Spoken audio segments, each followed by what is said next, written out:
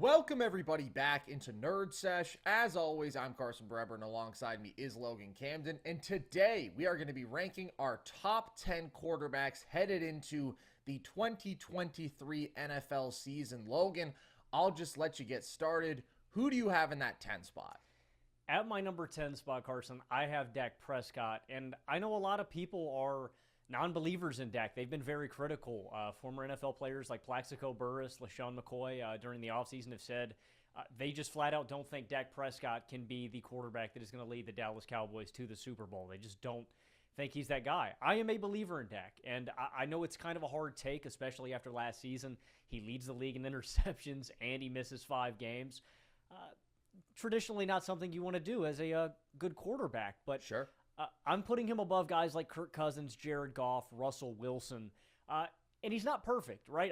I didn't really want to put anybody in this 10 spot. I think everybody at this 10 spot and below is kind of in that game manager tier of quarterbacks. So not game-changing playmakers that I think can really drive winning. These are guys that can manage games and can take good situations and lead you to victories that way. Dak made a lot of bad decisions last season with those picks. He forces a lot of balls where he routinely should have checked stuff down instead of forcing passes. He holds onto the ball a little too long. I think he needs to get better at getting rid of the football, but I think we should cut Dak a little slack. He dealt with a broken thumb last season. Kellen Moore struggled last season calling plays, and he doesn't really have a ton of top-notch receiving talent outside of CeeDee Lamb. The offensive line was injured and rebuilding. And historically, Dak has been super efficient. He's been a good decision maker. He's good at reading defenses. And I really buy into Dak as a leader. Like I said, I don't think Dak Prescott is a put-you-over-the-top quarterback. I don't think he's a game changer. And it sucks that the Cowboys are paying him like one, right, Carson? That's kind of the downside of that big contract. You don't have money to allocate to other positions. I think it's frankly come back to bite the Cowboys in the ass a little bit. Like the rest of their team has deteriorated a little bit because of that contract. So it sucks in that regard, but I think Dak is a top-tier game manager, and he's still someone I believe in that can manage you to victories and can win playoff games. I feel like I'm a little higher on the consensus than Dak. I'm going to be surprised to see if you have him on your list, but I'm still a relative believer. I know a lot of people don't buy into Dak. I have Dak in the 10 spot as well, and I think it's tricky to argue that he doesn't belong here, honestly, because I think that Dak is a guy who is always going to be exceptionally scrutinized because he plays for the Dallas Cowboys fundamentally, and because they have been on the brink seemingly so many times over the last few years and just haven't had that one season where it all comes together, and Dak hasn't had that one sort of playoff moment. This was a legitimately down year for him. I think legitimate problems with accuracy and decision making at times. You mentioned leading the league with 15 picks in 12 games.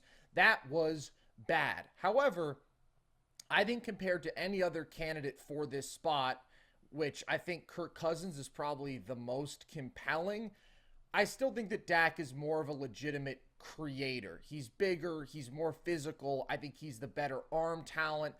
And although this year was legitimate regression from him, I don't want to just discount the fact that this guy was remarkably productive over the previous 3 seasons. Like his pace over a 17-game season, 2019 through 2021, was 5,150 yards, 35 touchdowns, 11 and a half picks. So historically, he's not overly mistake prone. He can carry an offense to those real heights. And even this past year, we heard the Cooper Rush versus Dak debates, which were always so short-sighted.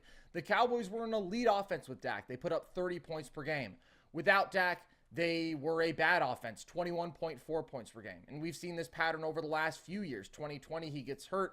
They suddenly become a below-average offense. They're a top-5 offense otherwise. Like, there's just no denying that he is a legitimately very good quarterback. I think his mistakes from this past year, I think the fact that he is not among the highest end athletes, out of the pocket creators, offense elevators, keeps him from going much higher than this, but I do think he belongs in that top 10. For sure. And you briefly touched on some of the guys that barely missed off this list. I want to say the first guy off my list is Jared Goff. Second guy off is probably Kirk Cousins. And I know there's going to be some Kirk defenders because of the numbers that he put up last season. Frankly, dude, I just kind of know what Kirk Cousins is at this point. You know what I mean? And I do agree with you. I just think there's a higher ceiling that Dak can propel you to. Kirk's in a really good situation, too. I don't know. I don't buy into Kirk as a big game performer. I kind of know what he is right now, and I buy into Dak a little more. But I want to do an exercise real quick because I know that a lot of people, one of those guys off many first lists is Russell Wilson.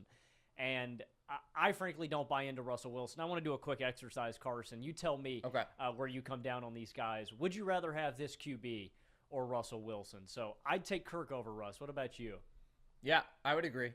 I'm taking Matthew Stafford as well. I'm taking Dak. I'm taking Jared Goff. I'm taking Geno Smith, Tua, Derek Carr, and Kenny Pickett, I think, over Russell Wilson. Do you think any of those are out of line? I think Kenny Pickett is pretty insane. Okay. Yeah. Well, but other than that, I think you're pretty much in the clear. We'll give you a Steelers fan pass for that one. But I'm a big Russ guy. Like, I think his peak from that 2017 to 2020 range, you can argue he's a top 3 quarterback of that span. I think one of the more remarkable blends of efficiency, of being averse to mistakes, not turning the ball over, while also having this remarkable deep ball success and outside the pocket creation. And at that point, really elevating offenses that had good receiving personnel, but not great run games, not the best defenses in those years, and still just churning out 10-plus win teams. I think that version of Russ was amazing, and I'm higher on him than most probably. But I just think what we saw last year was a completely different guy, and I do get there being some hope for revitalization with Sean Payton. I don't want to discredit that, but I just think the regression for him athletically is very real. I thought he struggled as a decision maker last year. I just don't think he belongs in that top 10 conversation right now. I could see a path to him regaining that sort of respect, but you got to earn it, and he was bad last year. Another guy who was really bad last year comes in at my number 9 spot, Carson, and that's Deshaun Watson. Okay. Deshaun had a hard 2022 campaign. 3-3 in 6 games played, just over 1,000 yards. He was 184 passing yards per game, 7 TDs to 5 picks, 58% completion. And, yeah, man, I mean, the entire season Deshaun looked off. I kept waiting all through the back half of this season for the Browns offense to kick into another gear with Deshaun. I don't want to forget what he was doing in 2020 with Houston. Led the league in passing yards, 33 TDs to 7 picks, a consensus top 5 QB, great athletic tools, improvisational ability, can create out of the pocket, can scramble. He wasn't there last season, and I'm going to chalk that up to a rushed off season, obviously a lot of drama too, and him just not having a whole lot of time to really prepare with Cleveland. I think a full off season, a full training camp with the unit, I expect more from him, and he's in a great situation, too. That's a big part of this. He's got a great running game with one of the league's best backs. I think he's got a top 3 offensive line in football, a rock-solid number 1 receiver in Amari Cooper, still one of the best in the NFL. And so this is more of a projection. I don't really see that route for Russell Wilson, Carson. The guy I saw last year was a shell of himself. I hope that we get the new Russ, but I didn't trust any of his decision-making, his awareness, the timing on everything. Russ was flat out bad. Deshaun was too, but I think he's in a great situation. And I've seen the talent. He's still young. I know that guy, that ability is still in there. And so I think with a full offseason to prepare with this unit, I think Deshaun's going to come back to being a top 10 QB again this season. I think that this makes sense. Deshaun was unequivocally a top 5 quarterback before missing the 2021 season and a majority of this past season, and that was the level that I expected him to return to. He just really wasn't close to that, and I thought totally looked out of sorts, which, hey, makes sense when you are being thrown into a new situation more than halfway through the season in rough weather against some tougher defenses. All of that certainly compounds to make this a really difficult situation for Deshaun to have re-entered, but I thought that he was inaccurate. I thought that his timing was off. I thought that he was overly mistake-prone. I just wasn't impressed at all by Deshaun Watson, and I understand this is a projection, but just based on what we've seen, I don't think he has a super strong claim to be in my top 10. I did think about him, of course, because of the ability and because I absolutely expect him to be better than last year, but I'm not going to put him there right now. I sort of have the polar opposite in some ways, that being Deshaun was the guy who had the utmost expectations, but who been out of the game for a bit and very much fell below those expectations. I have Geno Smith in my 9 spot, who is obviously like one of the great risers that we've seen at the position in recent years. I think Geno was legitimately very good, very consistently last year, and I don't really have reason to be skeptical of that going forward. He was number 3 in the league among starters in on-target percentage, and he had the lowest bad throw percentage in the NFL. Just an exceptionally accurate quarterback. Very good, quick decision maker with the underneath stuff, and he's not the most aggressive downfield out of all of these guys, but he was a great deep ball thrower, maybe the most effective in the league last year. I think 14 of his touchdowns came on deep balls. Obviously, good receiving targets, very good with Tyler Lockett and DK Metcalf, but his touch is phenomenal there, and he really maintained accuracy downfield in a way that few guys do. And then you have the fact that he is a legitimately good runner and play extender. I mean, over 350 yards on the ground, 5.4 yards per rushing attempt, does have really pretty impressive mobility and can make those throws outside the pocket as well. So overall, if you just look at the skill set, the production, he was 8th in yards, he was 4th in touchdowns with relatively low turnover numbers through 11 picks, while leading a top 10 offense in terms of points per play without having like exceptional personnel that's carrying him. I just thought Geno was really good. Again, he doesn't fall into that echelon of like, oh my God, what a brilliant playmaker he is, nor is he the sort of like infallible decision maker that could push him up higher than this. But I just think he was clearly better than Dak last year. And Dak has the previous 3 seasons that justify putting him in my 10 spot above a guy like Kirk. But Geno was better. I really like his skill set, and I expect him to continue to have a lot of success. Yeah, Geno was phenomenal last season. I like the pick. Geno would probably be at 12 or 13 for me right off the list. And I do think this is no slight at Geno. I do think we kind of took for granted the situation that Russell Wilson was in, and we saw that in Denver with how much he struggled. And I don't mean just the personnel. Russ did have good receivers there, but also the play calling. Like, this has historically just always been a good unit at, drawing up, scheming against teams. And I think Geno really thrived in that situation. He damn sure didn't write back. And again, yeah, I don't have a whole lot of reason to think that Geno won't be great again next season. But I think that Deshaun's ceiling's a little bit higher, and I can see him exceeding expectations this year. One guy that really is a real playmaker, and I consider way higher on this list, Carson, is Lamar Jackson. He comes in at my number 8 spot, and I love Lamar Jackson. I love the way he plays football. I love his personality, even though I'm a Steelers fan. Lamar's a lot of fun to watch, dude. He's one of the most electric players in all of football. And the only reason that he isn't higher on this list is because of the injury concern. He hasn't finished either of the last 2 seasons. It's well documented. He's missed 10 games over the past 2 years. And yes, it always is important to recognize when we bring up Lamar. Historically, his style of play has not consistently led to winning. That's being run first, and that's guys being injury prone. Just fundamentally, you are running more, which means you are going to be hit more. It's not as sustainable. So I think that is a real concern that limits Lamar from being higher on this list. If health wasn't a concern, I think he'd be contending for a top 5 spot. Lamar's electric.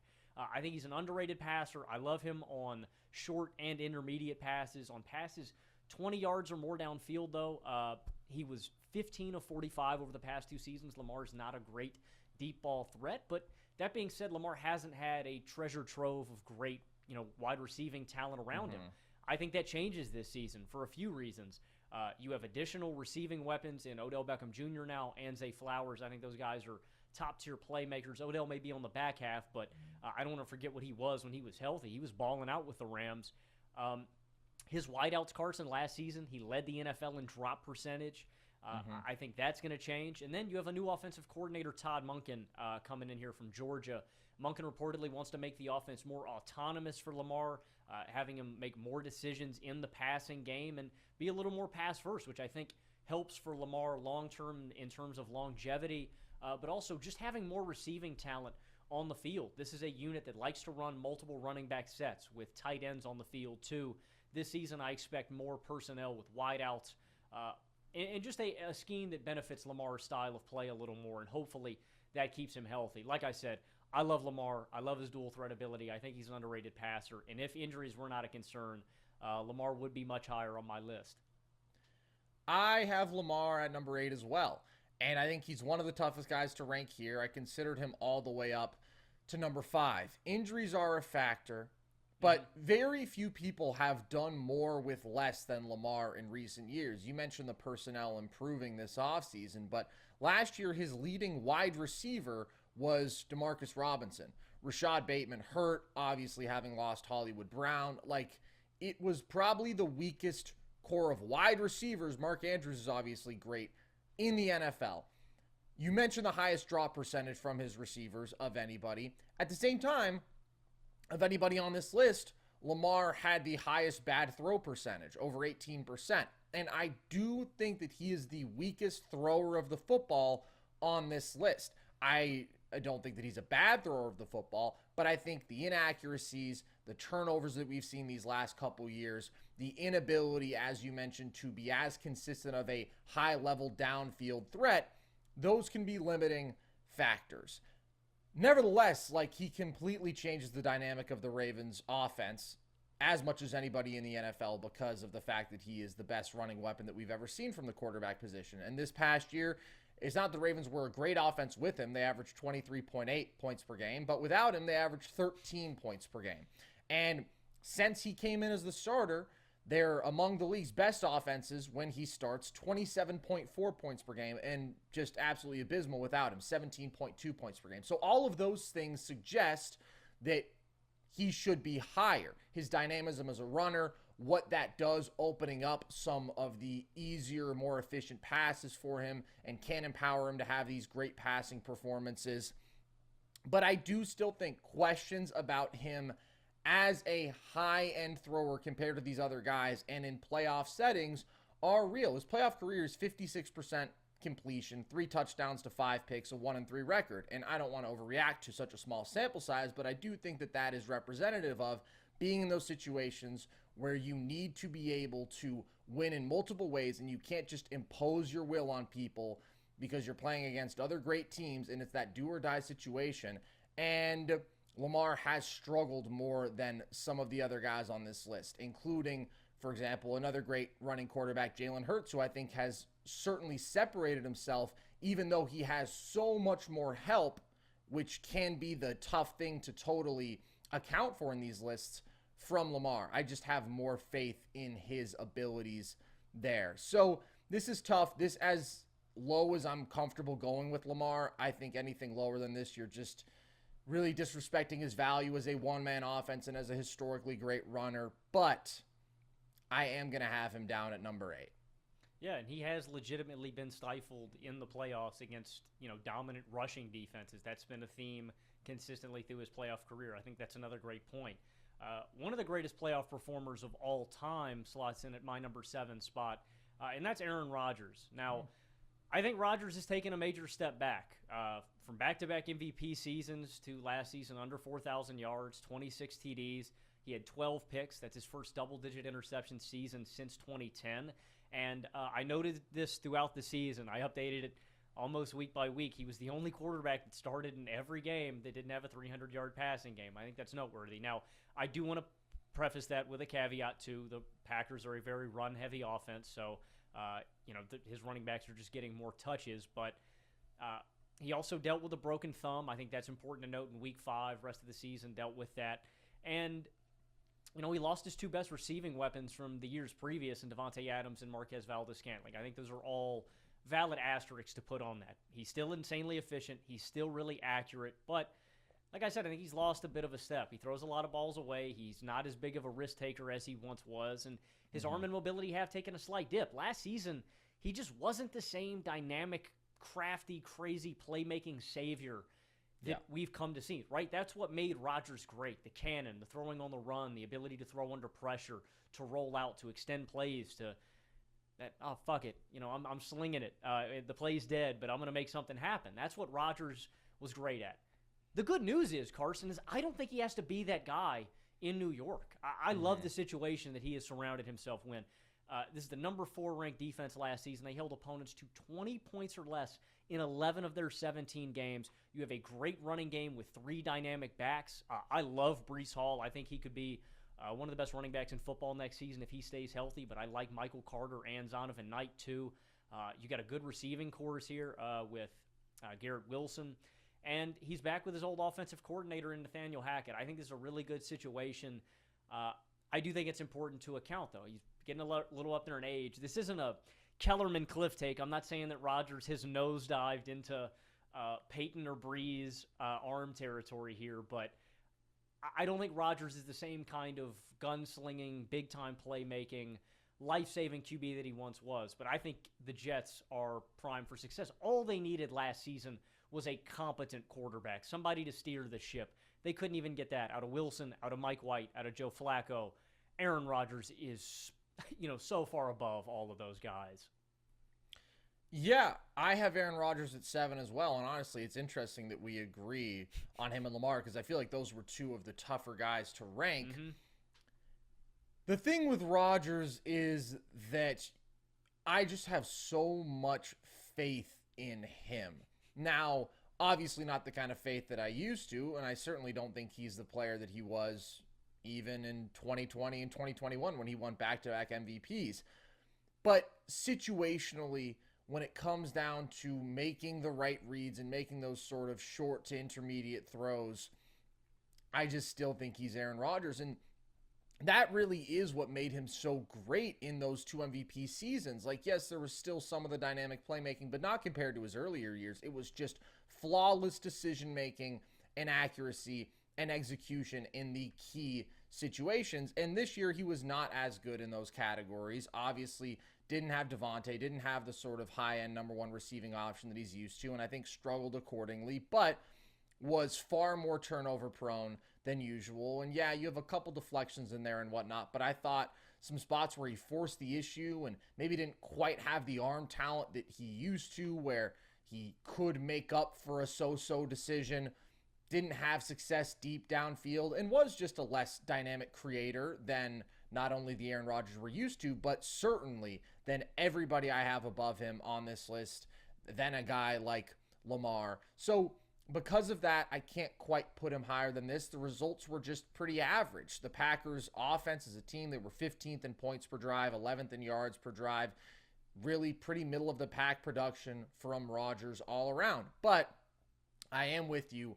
I like the Jets situation a lot more. I don't think that he is in any way shot. Like, we're not looking at the last year or 2 of Drew Brees here, where the guy cannot throw the ball downfield. Rodgers just isn't as good at those things as he used to be, and maybe not as good as the other guys who we see in this top 7 range with him. But because of his mind, because of his accuracy, because of these things that have made him so great for so long, I do think he will have a certainly better year than last year in a better situation.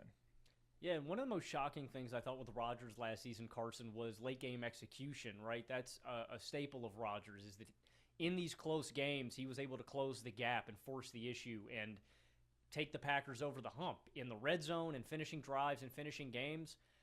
The Packers struggled in that regard a little bit, and that's another big issue of where I think Rodgers has regressed a little bit. A guy that is progressing and is on a complete ascent is Trevor Lawrence, and he's going to come in at my number 6 spot. Are we going shot for shot right here? Dude, I thought there was no chance the 5 through 8 range we would have the same, just because I debated so many different variations, but it's looking like we're going to go stride for stride. And I feel like anytime we do this list, we differ so much on QBs. This is actually surprising. We have to talk about Trevor Lawrence's leap when discussing him. He had a passer rating of 71.9 in 2021 to 95.2 in 2022. Carson, fun fact, it's the largest increase in NFL history for any quarterback who threw at least 400 attempts in each of their first 2 seasons. That's per Pro Football Talk. It's the largest individual passer rating increase, period, since Terry Bradshaw in his first to second season. It's a massive leap, and one of the biggest things is how pinpoint accurate Lawrence is. He's great throwing to the sidelines. Courtesy of PFF, he was highest graded of any quarterback on out routes last season. And it's just on full display what we saw at Clemson, what we all thought was translatable as great of a prospect as Lawrence was. He's got insane football IQ. He's got a great feel for the game. He's got great feet. He moves tremendously around in the pocket. He's really fluid. He's great at evading pressure, great at throwing balls on the run and keeping his head up, still reading the field while moving. And obviously completed one of the greatest comebacks I've ever seen in these playoffs. I'm down 27-0 to come back and win that game. What a high note to finish the season on for Jacksonville. And I think a key component of this, he's doing this without a great receiving core. You've got Christian Kirk, Zay Jones, Evan Ingram, Marvin Jones. Like, these are good receivers. I don't want to completely disrespect them, but it's not like he's got super top-notch talent. This is Trevor Lawrence putting the offense on his back. And again, this group led the NFL in drops last season with 40. He had the third highest drop percentage of any QB in the NFL. So I think Trevor Lawrence is primed to get even better. I just have such confidence in his well-rounded play and being one of the transcendent playmakers in the NFL. It's tough. Like, Carson, the quarterback talent in the NFL today is unreal. But there is a path for Trevor Lawrence. This team is ascending. He is ascending. I think there's a world where he cracks top 5, maybe with a massive season, maybe top 3, something like that. I'm really, really confident in Trevor Lawrence becoming one of the best quarterbacks in all of football, which he already is, in my opinion. Yeah, that's what I was about to say. I think that he has stamped himself in that category, doing what he did on that playoff stage, just demonstrating the level of thrower that he is capable of reaching. I have T-Law at 6 as well. And this is another guy who, as you mentioned, is not getting a lot of help. Lamar had the highest drop percentage from his receivers in the NFL, but next highest of anybody on this list is Trevor Lawrence, and he doesn't have that sort of clear go-to number 1. Hasn't had that. Christian Kirk is very good, but not in the upper echelons of the number 1 receiver ranks. I do think adding Calvin Ridley will be really good, though. Like, this could be a strong receiving core next year, and with that sort of supporting talent, Lawrence might be able to take another leap this year. He's just a special talent, and it's so fascinating, the archetype of these like 6'5", 6'6", highly mobile, strong-arm QBs that we've seen in the last few years with Herbert and Allen and Lawrence. And although I think he's probably third out of those guys in terms of like arm strength, right? I think that the velocity and the distance that Allen and Herbert can throw with effortlessly, they have an edge on Lawrence. But I do think he's probably the best pocket mover of the bunch, and I think is an incredibly intelligent quarterback for being so young. He was a little bit mistake-prone this past year, particularly with the fumbles. 17 total turnovers in the regular season. 9 of those were fumbles, and then he did throw the 5 picks in the 2 playoff games. But again, you're getting spectacular playmaking to make up for that with his ability to throw on the run. And just a special talent, a guy who can also really make plays with his feet. 5 touchdowns on the ground this past season. Led the number 7 offense in yards per drive when they did not have that kind of talent around him. I think that if we are looking at how guys performed last season, Lawrence clearly belongs here. Like, if you want to make the, hey, I just have more faith in Aaron Rodgers in a better situation argument, I would hear that out. What I will not hear out is that Aaron Rodgers was better than Trevor Lawrence last year, because I just don't think that he was. And for a second-year guy to be that good is really a rarity, is remarkably impressive. I do think he keeps getting better, and in terms of ceiling, yeah, I like him even more than this, and I think, no question, he'll be a top 5 quarterback in this league for a long time. Dude, I completely agree, and I also think that this is the year that we can kind of see Jacksonville maybe take over as the king of the AFC South, legitimately. This division's wide open. What a noble title that is. Oh, no, to being the king of Moldova. Yeah. They so many years the winner 8-8, 7-9, but every other team's kind of fallen off a little bit. The Colts are rebuilding. The Texans are clearly rebuilding. The Titans are middling. I just think the Jaguars are going to be a consistent playoff contender year in, year out, and they're going to be let out by T-Law. Another team that is stamped and I think has found their leader. Let's see. Carson, can we get it? Give me Jalen Hurts. Be the same. Yeah. Oh my gosh. So I do think there's something important to mention when we bring up Jalen Hurts, and that is the situation that he is in. It is a great situation for any quarterback. You got the best offensive line in football. You've got arguably the best defense in football, and I absolutely love what the Eagles did in the draft this year. They crush it. I'm so jealous. Philadelphia is going to be so nasty for so many years to come. They've got great wide receiving talent. A.J. Brown, one of the best in the league. Devontae Smith, one of my favorites in the NFL. But Jalen Hurts is a flat-out great quarterback, and I don't know. I think he has to be top 5. I don't know how you can have any other opinion after this last season. He played a near-perfect game in the Super Bowl. Again, if Patrick Mahomes is just not Patrick Mahomes, Jalen Hurts is a Super Bowl champion. Carson, I was eating lunch with one of my friends earlier, and he goes, well, Jalen Hurts won the Super Bowl. And I was like, well, no, Patrick Mahomes kind of took it in the end, but I can see how you thought that, right? Hurts had that crazy drive at the end of the game. It looked like Philadelphia was going to take it. Hurts balled out on the biggest stage, and that's a massive thing. He was also super successful, super efficient during the regular season. Carson, he's one of 4 quarterbacks in NFL history with 20 passing TDs and 10 rushing TDs in a single season. He's the only quarterback. This is such an ESPN stat, but I love it. The only quarterback in NFL history with 3,000 passing yards, 700 rushing yards, and 20 passing TDs and 10 rushing TDs. Hurts is super efficient. He's a great decision maker. The dual threat ability is there. He's a great leader. And like I said, he proved himself on the biggest stage. That is legitimately, even though the Eagles lost, that is one of the best games I've ever seen played by a quarterback in the Super Bowl. Hurts had that game won. If their defense holds up, they're Super Bowl champions. Hurts really stamped himself this last season. He is in a great situation. That is what made this hard to rank, but Hurts is legitimate. He's a bona fide baller. And I don't know. We bought in last year too, man. I'm glad to see Hurts ascend. I didn't know he had this level in him. I thought Hurts could maybe be top 10. I know we bought in a little higher than consensus. Some people were talking about Hurts being replaced after last season. The season previous. I don't know if Hurts can climb any higher. The top 4 is just so damn good. But he was great last season. One of the best, just complete quarterbacks in the NFL.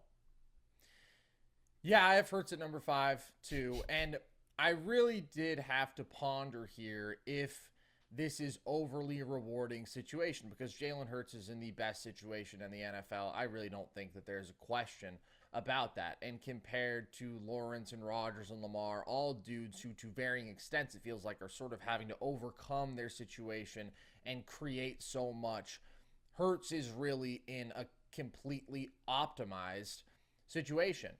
That being said, he was phenomenal. I think what he did as a thrower in the Super Bowl cements his status here.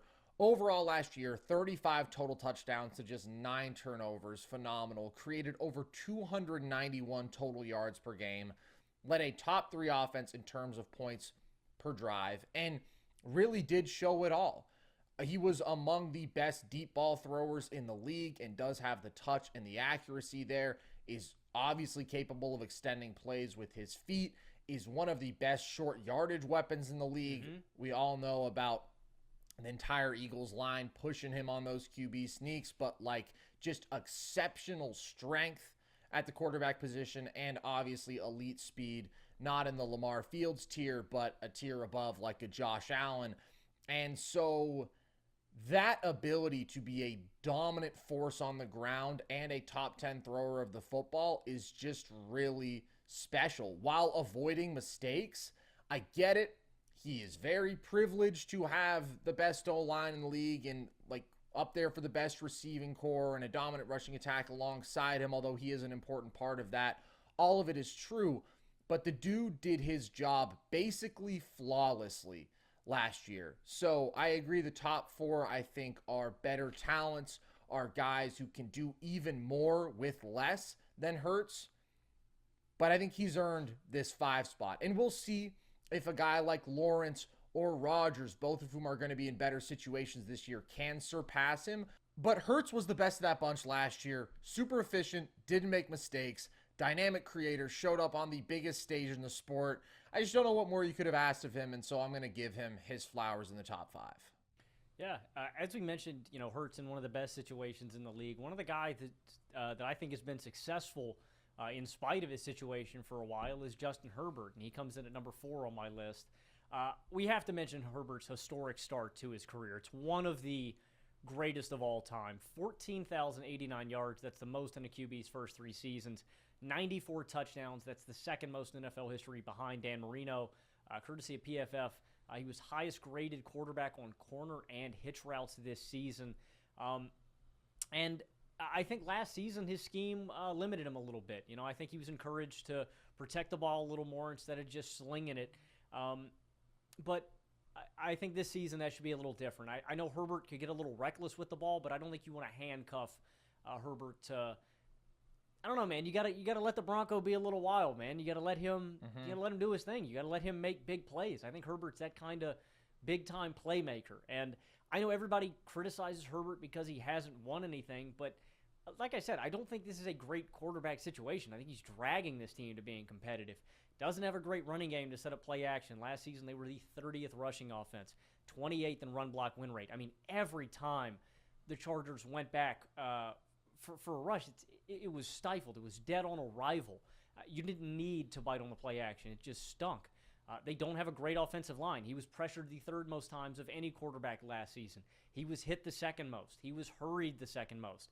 This team was 23rd in pass block win rate.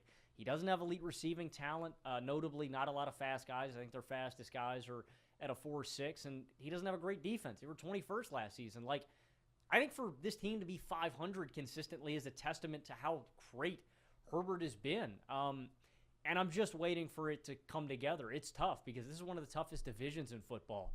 I think the Raiders are going to be competitive next season. I think the Broncos are going to be competitive next season. They obviously have to deal with the Chiefs, so it's going to be hard cracking the playoffs and getting into a wild card spot at the least. That being said, Herbert is just one of the, like you mentioned about Lawrence, like these freak athletes who are huge, 6'5" guys, dynamic, can roll out of the pocket, can make big plays, can evade pressure, can extend stuff, and who make good decisions. Again, I don't think this is a great quarterback situation. For Justin Herbert to be doing this here it's really impressive, and I think Herbert has earned his spot in the top 5. I know some people who even say Herbert is second for them. People are very high on Herbert. I'm not ready to do that yet. I need to see some playoff success. I want to see him get the job done on a bigger stage, but I think Herbert has earned top 5 status. I think he's firmly in the top 4. I think there is still some separation between him and Hurts. And again, there's just totally different levels of supporting talent and optimization of what these guys are capable of between these two. And I understand that the cliche is that nothing is ever Justin Herbert's fault, even as they've been a relatively middling team these past couple years. But there is obviously some truth to that. He just does not have the sort of schematic support, or hasn't. Hopefully Kellen Moore can bring some of that, because every complaint about the Charger scheme last year was basically passivity and just having these sort of generic short route combinations that are not overly creative and that are not going to unlock Herbert's ceiling as this generational arm talent. If there's one thing you can't criticize the Cowboys for last year, it was aggression. I mean, Dak was certainly aggressive trying to move the ball downfield, and that was really probably his biggest problem, leading to those turnovers. So I think that will push things in the right direction for this Chargers offense. But yeah, Herbert is a phenomenal talent, and I think as a pure arm talent, you could argue is better than a Josh Allen. I just think his placement is excellent. His velocity, the variety of throws that he can make inside or outside the pocket. The dude is phenomenal, and of course he does have that capability as a runner. It's not quite at the level of even a Trevor Lawrence, but it's not too far behind that. It's something that he has in his bag at the very least, and he just consistently elevates these offenses even in really poor situations overall, with an inept running game and a coaching staff that isn't going to get the best out of him, and receiving weapons that are very meh in terms of their dynamism. I have Herbert at 4 as well. I think even if this was a bit of a down year, he made fewer mistakes. I think that comes in turn with a more conservative approach overall. but his second year was historic production, over 5,000 yards, 38 touchdowns, and that's the sort of stuff that I think we can pretty routinely expect from him.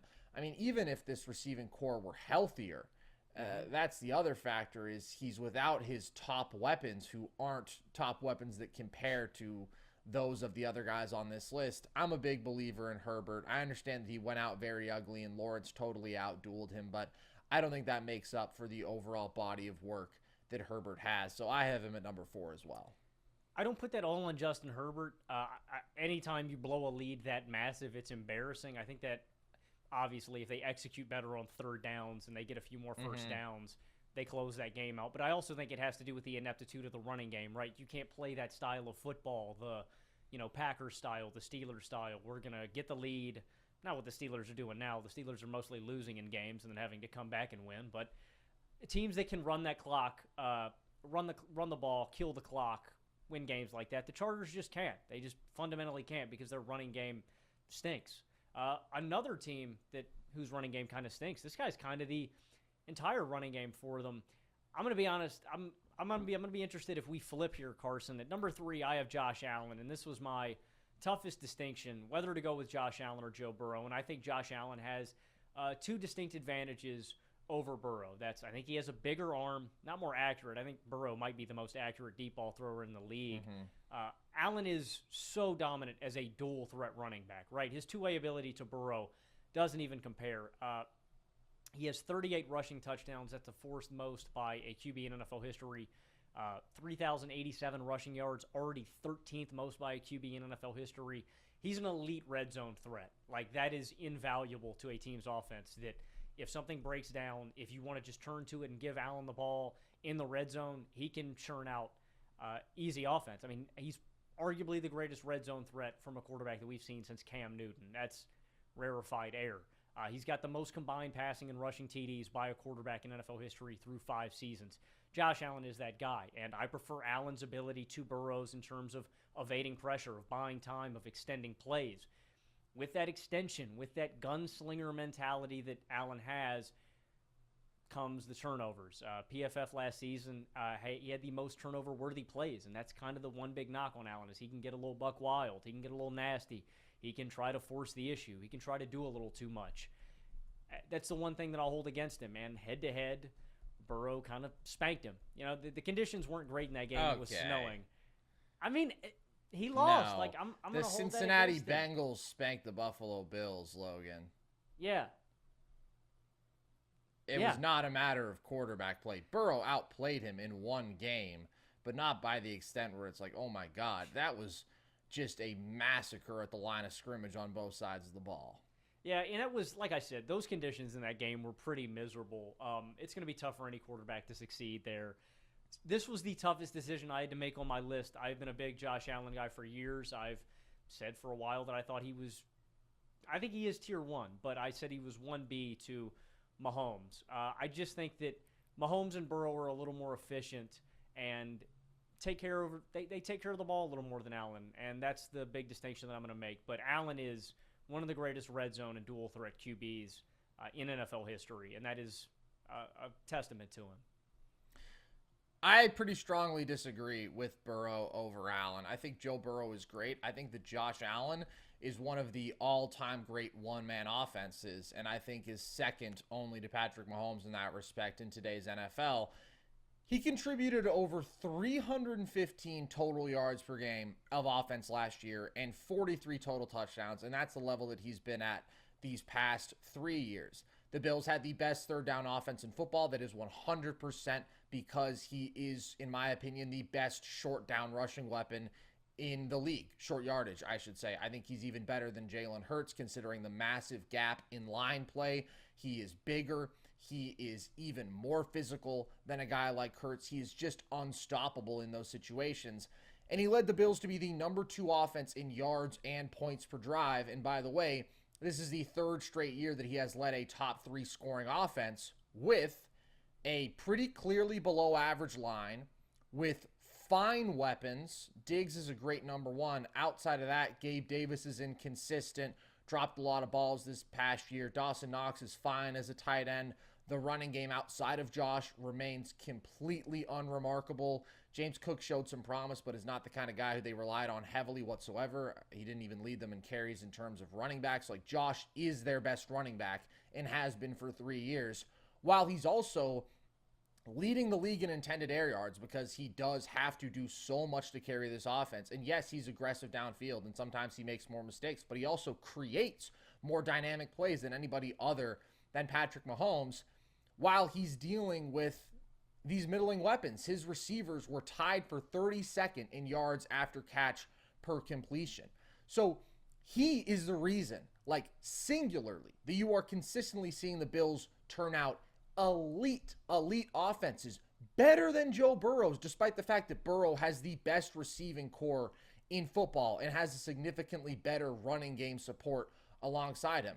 And then Josh's playoff resume is just exceptional. Like, I understand that he finally had one letdown this year, but his, how many? 4 playoff games before that were all effectively perfection. His playoff career is 17 passing touchdowns to 4 picks, 292 yards per game, 100 passer rating. I just think the only argument against him is the turnovers, which I will concede 14 picks last year and 6 fumbles lost. That's too many. He does have a tendency to force the issue and try to play hero ball, and I think that was a bit more pronounced this year, and he at times doesn't have the best awareness when it comes to those rushing situations, and he can cough the ball up.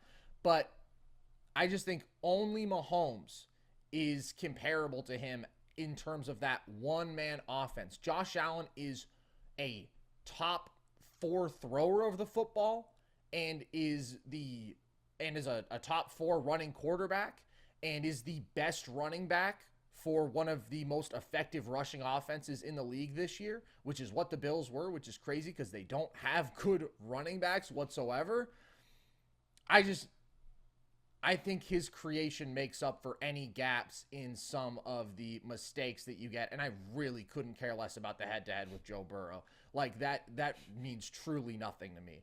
It was just a football team that was on a completely different level from the other. That was not about quarterback play. So I think Burrow's great.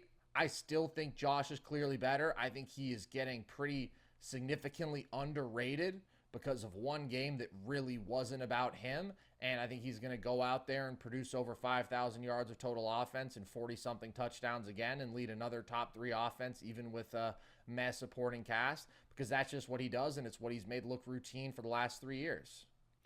That's really fair. I'll give a few more edges to Burrow. I think, Burrow's the most accurate QB in NFL history. He's got the highest completion percentage ever. In NFL history? In NFL history. Completion percentage doesn't just make you the most accurate in NFL history. Do you personally believe that? I think Joe is one of the most accurate in NFL history. I'd put him there with one of the is different from the. I'd put him up there. I think he's got the highest grade on in routes and go routes. He's a great deep ball thrower. I just love Burrow's poise, his control, his swagger, his cool. He really reminds me of like a Joe Montana in terms of how collected he is for the big moment. He never seems like he's out of control. It's really, I don't want to get hyperbolic here, but we've seen it enough times. It feels almost Brady-like to me, Montana-like, the essence, I'm in control of this. I'm going to do what it takes to get the job done. He is super accurate, and I would compare him to Montana and Breeze in accuracy regards, in control, and I think Burrow's one of the smartest quarterbacks I've ever seen. That's another edge that I'll give to him over Allen. Whether this is a byproduct of the offensive coordinator, of Zach Taylor, of them all coming together and out-scheming teams, but Burrow's also great at the line of scrimmage and diagnosing stuff and changing stuff on the fly and reading defenses. I think Burrow's one of the greatest I've ever seen in all those regards, and so I don't want to undersell him. Allen clearly takes the cake as a red zone threat, as a two-way threat. But I think Burrow is one of the best I've seen in clutch moments, one of the most accurate guys I've ever seen, and he's super freaking smart, man. He's super accurate. He's got a great arm. I think Joe Burrow has advantages in those areas over Josh Allen. I think Burrow is the most accurate quarterback in football today. I think he's fantastic. He was number 2 in terms of on-target throw percentage of all starters. I think he has excellent timing. I think he has phenomenal touch and placement. I think he unequivocally makes great decisions, and he does have legit mobility. Certainly not in the tier of what we see from the Allens and Mahomes of the world, but like that is a legitimate positive trait of his. But I just don't think his composure and his accuracy makes up for the ability to carry you in all facets that Josh Allen does have. And all I'm saying, man, is if you gave Josh Allen, T. Higgins, and Tyler Boyd and Jamar Chase, I don't know that this is a conversation. I really don't. I just think that that is such a luxury. And I also think that the gap in mistake proneness is a bit overstated. Like, clearly, I think Josh is a bit more of a wild man, and I do think that Burrow has the advantage there. At the same time, over the last 2 years, their interception percentage is identical. Now, Burrow's went down this year, but people would have said the same thing 2 years ago about, oh my God, Josh is so wild and Burrow is so composed, and Josh threw one more interception that season, and Burrow has the higher interception percentage in their playoff careers. It's an advantage of his, but I think Josh gets some unfair treatment in the categorization of him as some sort of turnover machine. So Burrow's great. I just would rather have Josh Allen, man. And honestly, I'm surprised that you wouldn't too, because you've gone out there and said, push comes to shove, give me Allen over Mahomes in the past. And now you want Joe Breezy, Joe Shiesty, Joe Cool? I'm on Joe Brrr. Yeah, man. I like Joe. Brrr. I love him too. I think he's great. I just think Josh Allen's better. Dude, I mean, Joe just has this. I'm telling you, Carson, I don't mean this as like an exaggeration. When he goes to the line of scrimmage, I feel like I'm watching Peyton. I feel like I'm watching Brady. Burrow gives me that same composure. It's different. It really is different, man. I think that highly of Joe. And like I said, this is not an easy decision, man. I think it's neck and neck with these two guys fighting for the 2 spot, and I would love to have either of them. But obviously, at number 1, the best quarterback in the NFL next season is going to be Kenny Pickett. He's worked so hard this offseason. His small hands don't matter. No, they grew. Yeah, Logan, they tripled in size. Yeah, they're actually Kawhi size now, and because of that, he's going to throw 40 touchdowns. I am very high on Kenny Pickett. Obviously, number 1 is Patrick Mahomes, dude. I don't really know what else to say about this young man. He was made in a lab. You know that scene in Spider-Man when, like, the Green Goblin goes in the tank? That's how Pat got his powers. They zapped him, and he became the greatest quarterback of all time. Patrick Mahomes, I saw this post by PFF, Carson. It cracked me up, dude. And it was like building the perfect quarterback. And it put all these different quarterbacks and players together, and Pat wasn't one of them. And I'm like, guys, we already have him. He plays. His name is Patrick Mahomes. He is the perfect quarterback. He can make every throw from every angle. He's the highest graded on post routes. He's so great improvising out of the pocket, making throws on the run. He's got the highest passer rating in league history. Pat's the GOAT, man. And I really like his mentality, too. In the show Quarterback on Netflix, too, you get a behind-the-scenes look at the lives of Kirk Cousins, of Marcus Mariota. Patrick Mahomes is also included. They're mic'd up. You get behind-the-scenes looks at them in the locker room. I like Pat in the locker room, dude. I didn't realize what a dog Pat is. I don't know. Pat comes across a type of way in the media, kind of a little calmer. Pat's got some dog in him, and it's cool to see behind the scenes. I don't know how you can have anybody else here at this point. Patrick Mahomes is the greatest quarterback I ever watched, and I'm ready to suffer through another 10 Super Bowls of him. So let's enjoy him getting another ring this year, right, Carson? Yeah, I guess. Pat's clearly number 1. I agree. He's achieved the highest peak at the quarterback position, in my opinion, ever. And it's just in every single respect, dude. Like, his decision-making is great. People will try to hold that against him as the one thing, but he is historically turnover-averse. I mean, what is he, like, 4th all-time in interception percentage? Like, he really doesn't turn the ball over for the volume that he's throwing at. And is churning out historically great offenses like it's nothing, and is maybe the best pure arm talent that we've ever seen, while being the best improviser that we've ever seen, and being this fast and physical runner. Like, there's just one Patrick Mahomes, man, and there may only ever be one Patrick Mahomes. There is no question. There is no doubt he's the best quarterback in football. Anybody else you want to shout out? I know that you gave a bit of a spiel on some of the toughest cuts early on. Anybody who you want to go into any more depth with? I like Jared Goff a lot, too. I know a lot of people attributed his success to offensive coordinator Ben Johnson. I think he deserves a lot of credit for that, but I really like Jared Goff, and I think he's going to continue to get better next season. He is in a good situation. They had a great running game last year, but Goff throws a really pretty ball, and I think he's gotten a lot better in terms of decision-making, of operating in the pocket. I think Goff is still kind of underrated, in my opinion, and I do think Kenny Pickett is going to solidify himself as at least a top half of the league starter this season. He's not going to be top 10 or anything, but I think he's going to be above average, and I can deal with that. Buddy thinks we're doing a show on Kenny Pickett. Can we? No, I don't want to do a show on Kenny Pickett. You can do that in your free time.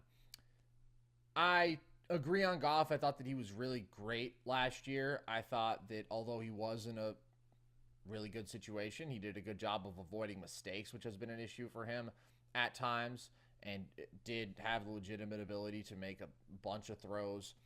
I think Matt Stafford, who you mentioned briefly, is a tough one just because brutal situation last year.